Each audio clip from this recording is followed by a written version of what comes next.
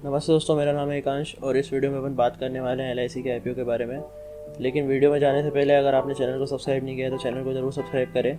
साथ ही साथ नोटिफिकेशन की जो बटन है उस पर क्लिक करके ऑल नोटिफिकेशंस पे क्लिक करें ताकि लेटेस्ट वीडियो की जानकारी भी आपको मिलती रहे। तो आइए दोस्तों, चलते हैं वीडियो की तरफ। अब दोस्तों, जैसे कि अपन ने पिछले वीडियो में बात करी थी कि दो पीएसयू बैंक है उनका भी प्राइवेटाइज होने वाला है। तो गवर्नमेंट ने डिसाइड किया है कि दो पीएसयू बैंक को प्राइवेटाइज़ करेंगे। साथ ही साथ एक इंश्योरेंस कंपनी है उसको भी प्राइवेटाइज़ किया जाएगा और एलआईसी का जो आईपीओ वो भी आएगा। दोस्तों, आप लोगों को पता ही होगा कि जो इस साल बजट आया है उसके अंदर फाइनेंस मिनिस्टर जो है उन्होंने सितंबर अक्टूबर तक एलआईसी का जो आईपीओ है उसकी लाने की बात करी है। अब दोस्तों, ये जो बात करी गई है इसके अंदर कितनी चीज़ें हो चुकी है और कितनी बाकी है उसके बारे में अपन बात करेंगे। और एलआईसी का आईपीओ आना क्यों ज़रूरी है इंडियन इक्विटी मार्केट के लिए उसके बारे में भी अपन बात करेंगे। अब दोस्तों, आप लोगों को पता ही होगा कि जो एलआईसी है वो इंडियन इक्विटी मार्केट की one of the biggest investor है। जी हाँ दोस्तों, जो एलआईसी है वो इंडियन इक्विटी मार्केट की one of the biggest investor है। अगर एसेट साइज़ की बात करी जाए तो एलआईसी के पास अप्रॉक्सीमेटली 11 लाख करोड़ रुपए के एसेट्स हैं जो कि वो अलग अलग ज़रिए से ओन करती है, चाहे वो फिर इक्विटी के ज़रिए हो या फिर कोई सरकारी बॉन्ड खरीद के रखे हों। तो ये जो गवर्नमेंट है उसका सबसे बड़ा पपेट है कि जहाँ पे भी लिक्विडिटी का बहाव करना होता है सरकार को, वहाँ पे एलआईसी को आगे करके खड़ा कर दिया जाता है। या आपने पिछली बार देखा होगा आईडीबीआई बैंक के दौरान, या फिर सरकार कोई भी गवर्नमेंट बॉन्ड्स लेके आए, सिक्योरिटी बॉन्ड्स लेके आए, वहाँ पे भी सबसे ज़्यादा जो खरीदार होता है उन बॉन्ड्स का वो होता है एलआईसी।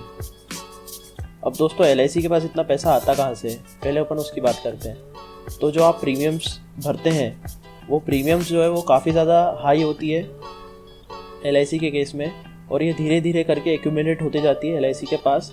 अब एलआईसी इन प्रीमियम्स का करता क्या है, तो एलआईसी शेयर बाज़ार में इन्वेस्ट करता है, उस इन्वेस्टमेंट से वो पैसे कमाता है जो कि उसको रिटर्न के ज़रिए मिलते हैं और उन रिटर्न्स को डिस्ट्रीब्यूट करता है और उसी वजह से उसकी इनकम इतनी हाई है।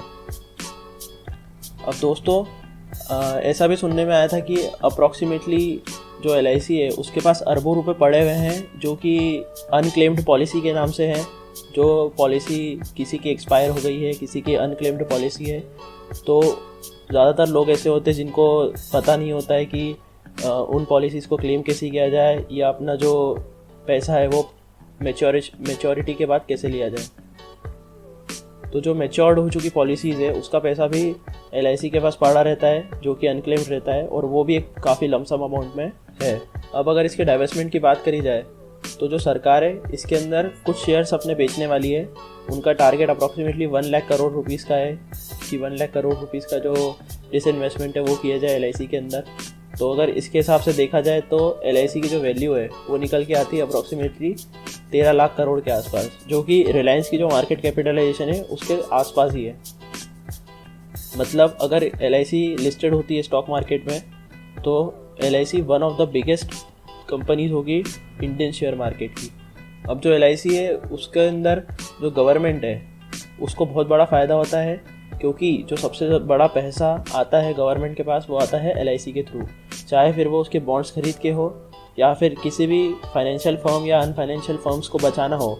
फॉर एग्जांपल, पिछले दिनों आईडीबीआई बैंक की डूबती हुई कंडीशन को देख के एलआईसी को आगे खड़ा गया था और एलआईसी ने उसके सारे शेयर्स परचेज़ किए थे अप्रॉक्सीमेटली 50% के आसपास, ताकि उस बैंक को स्टेबलाइज़ किया जा सके, उसके अंदर कैपिटल का फ्लो जो है वो जारी रखा जा सके।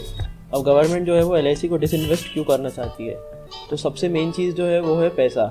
गवर्नमेंट के पास खर्चा करने के लिए पैसे नहीं है, वो उनका खुद का फिजिकल डिफिसिट चल रहा है, उनको इंफ्रास्ट्रक्चर या जो नेचुरल बिल्डिंग के अंदर कैपिटल लगता है वो सफिशिएंट अमाउंट में अवेलेबल ना होने के कारण वो चाहती है कि कुछ पीएसयूज़ को प्राइवेटाइज़ किया जा सके, कुछ पीएसयूज़ के अंदर डिवेस्टमेंट किया जा सके, जिससे जो पैसा है उसको नेशन के डेवलपमेंट में लगाया जाए। और दूसरी चीज़ जो होती है कि गवर्नेंस की जहाँ पे बात आती है कि जो पीएसयू कंपनीज़ है उनका जो गवर्नेंस है वो इतना ज़्यादा अच्छा नहीं होता है, उनके अंदर एफिशिएंसी की बहुत ज़्यादा कमी होती है।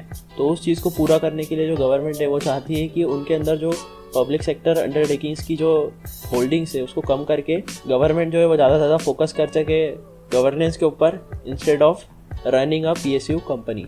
अब ये तो हो गई दोस्तों गवर्नमेंट की तरफ से बात कि गवर्नमेंट ये सब चीज़ें चाहती है। अब अपन देखते हैं कि एज ए इन्वेस्टर अपने को क्यों ज़रूरी है एलआईसी को लिस्ट करवाना। तो दोस्तों, अगर देखा जाए तो एलआईसी जो है वो इंडिया की one of the largest company है। इसके अंदर काफ़ी ज़्यादा फंड्स इन्फ्लोज हैं और ये शेयर मार्केट के अंदर भी काफ़ी ज़्यादा इन्फ्लुएंस रखती है।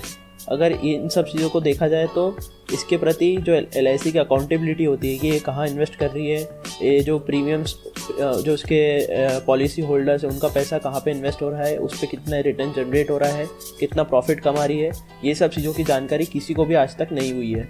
तो दोस्तों अगर ट्रांसपेरेंसी की बात करी जाए तो LIC ऐसी कंपनी है जिसके अंदर ऑलमोस्ट ज़ीरो ट्रांसपेरेंसी है। LIC के कितने ही इन्वेस्टमेंट जो है वो आज तक NPA हो चुके हैं या बैड इन्वेस्टमेंट है, उसका कभी डिस्क्लोज़र नहीं हुआ है। तो ये सब चीज़ें जो है जो बेसिक कंपनी को बतानी चाहिए, उसके बारे में भी कुछ जानकारी नहीं रहती है। चाहे वो फिर LIC के जो इन्वेस्टर हैं, जो कि अभी तक तो गवर्नमेंट थी और आने वाले टाइम में शेयर होल्डर होंगे जो वो होंगे LIC के, फिर चाहे वो पॉलिसी होल्डर्स हो, आखिरकार जो पॉलिसी होल्डर्स है उनका ही पैसा इन्वेस्ट करके रिटर्न कमा रही है LIC। तो जो पॉलिसी होल्डर्स है जो इतनी सारी प्रीमियम पे करते हैं, उनको भी इसकी क्लैरिटी नहीं है कि LIC जो है वो उनका पैसा कहाँ इन्वेस्ट करती है और उनको रिटर्न जो इतना कम क्यों मिलता है। अगर आप अमूमन तौर पे देखा जाए तो जो LIC की जो पॉलिसीज है उस पर जो रिटर्न आपको प्रॉमिस किया जाता है वो काफ़ी ज़्यादा कम होता है और कभी कभी तो FD के जो रिटर्न है उससे भी कम होता है। और उसी पैसे को जो LIC है वो शेयर बाज़ार में इन्वेस्ट करती है, उस पर हाई रिटर्न कमाती है और कस्टमर को काफ़ी कम रिटर्न देती है। कितने ही सारे जो इन्वेस्टमेंट्स हैं LIC के वो बैड इन्वेस्टमेंट्स या NPA के अंदर जा चुके हैं। उनकी जो बुक्स हैं वो काफ़ी ज़्यादा साफ मतलब हो पाएगी अगर वो स्टॉक मार्केट में लिस्ट होगी, क्योंकि एक्सचेंजेस को हर क्वार्टरली में उनका रिजल्ट बताना पड़ता है, कितने का इन्वेस्टमेंट किया है, कितना पैसा आया है, प्रॉफिट कितना हुआ है और कहाँ पे इन्वेस्ट किया है, वो भी सभी लोगों के पास डेटा होगा ट्रांसपेरेंसी के साथ। LIC की जो अकाउंटेबिलिटी है, जवाबदेही है, वो भी बढ़ेगी। साथ ही साथ जो LIC को पपेट बना के रखा था इंडियन गवर्नमेंट ने, वो भी बंद होगा, वो भी कम होगा, क्योंकि इसका जो सारे डिस्क्लोजर्स है वो सामने आएंगे। और अगर देखा जाए तो LIC जो है उसका जो नेटवर्क है वो काफ़ी ज़्यादा वास्ट है इंडिया के अंदर। उसके अप्रॉक्सीमेटली 21 करोड़, जी हाँ दोस्तों 21 करोड़ LIC के जो एजेंट्स हैं वो अभी ग्राउंड लेवल पे काम कर रहे हैं।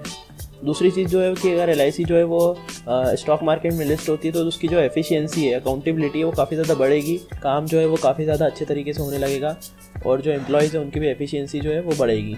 अब अगर लेटेस्ट न्यूज़ की बात करी जाए तो जो LIC है उसके अंदर जो MD है LIC के, उन्होंने बताया कि जो प्रोसेस है वो चालू हो चुका है काम करने का LIC के अंदर।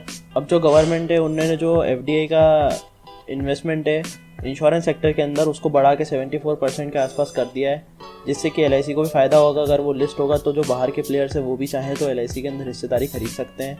साथ ही साथ जो दूसरे प्राइवेट प्लेयर्स है उनके अंदर भी काफ़ी ज़्यादा फ़ायदा होगा इस चीज़ का अगर LIC लिस्ट होती है तो, क्योंकि कंपटीशन बढ़ेगा। कंपटीशन के कारण जो LIC है उसको भी अपने कॉम्पिटिटर्स की तरीके से कोप अप करना पड़ेगा। साथ ही साथ जो प्राइवेट प्लेयर्स हैं, फ़िलहाल देखा जाए अगर तो 3 ही प्लेयर्स लिस्टेड हैं, HDFC, LIC और NAM। साथ ही साथ SBI लाइफ भी लिस्टेड है। तो ये 4 प्लेयर्स अभी लिस्टेड हैं इंडियन स्टॉक मार्केट में। तो इनके अंदर भी काफ़ी ज़्यादा हेल्दी कंपटीशन देखा जा सकता है। और जो इंश्योरेंस इंडस्ट्री है, इंश्योरेंस सेक्टर है, वो काफ़ी ज़्यादा अंडर पेनिट्रेटेड है इंडियन मार्केट के अंदर। तो उसके अंदर जो बड़ा मिलेगा उसके कारण तो जो ग्रोथ होगी वो तो जायज़ है ही है। तो इस आर्टिकल में भी जैसे आपने देखा होगा कि 245 इंश्योरेंस कंपनीज़ हैं इंडिया के अंदर नेशनलाइज, तो उसका जो है वो कंसोलिडेशन भी हो पाएगा। अगर जो बड़े प्लेयर्स हैं वो निकल के आते हैं तो आने वाले टाइम में इंश्योरेंस के अंदर भी काफ़ी ज़्यादा ग्रोथ देखी जा सकती है। साथ ही साथ रिटर्न्स की भी एक्सपेक्टेशंस हाई होगी। अब जो IPO है उसको लाने के लिए जो LIC एक्ट है उसके अंदर संशोधन करना ज़रूरी है। तो जैसा कि मैंने आपको लास्ट वीडियो में बताया था कि बैंकिंग एक्ट के अंदर संशोधन करना पड़ेगा बैंक्स को प्राइवेटाइज करने के लिए, उसी तरीके से LIC एक्ट के अंदर भी संशोधन करना पड़ेगा अगर सरकार चाहती है उसका IPO लाना। तो वो सब चीज़ें भी प्रोसेस पाइपलाइन के अंदर है। ये सब काम शुरू हो चुका है ग्राउंड लेवल पे।